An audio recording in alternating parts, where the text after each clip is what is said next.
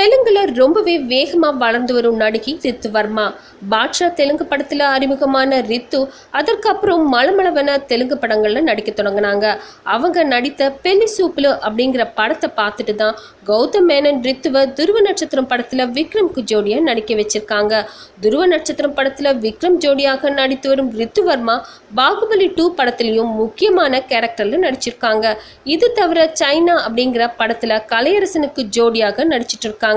பாகுபலி படத்தில் நடித்ததன் மூலம் இந்திய அளவிலான அங்கீகாரமும், துருவ நட்சத்திரத்தில் நடித்ததன் மூலம் தமிழ்நாட்டில் அங்கீகாரமும் கிடைக்கும் அப்படிங்கிற நம்பிக்கையோடு இருக்காங்க.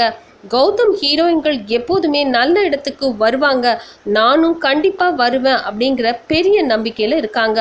மேலும் விக்ரம் போன்ற திறமையான நடிகர்களுடன் நடிக்கும்போது இன்னும் சினிமாவை பத்தி நிறைய தெரிஞ்சுக்க முடியுது அப்படின்னு சொன்னாங்க. தமிழ் ரசிகர்கள் என்ன கண்டிப்பா ஏத்துக்குவாங்க அப்படின்ற நம்பிக்கையில இருக்காங்க ரித்து வர்மா. ரசிகர்கள் மனசுல ரித்து வர்மா இடம் பிடிப்பாங்களா மாட்டாங்களா?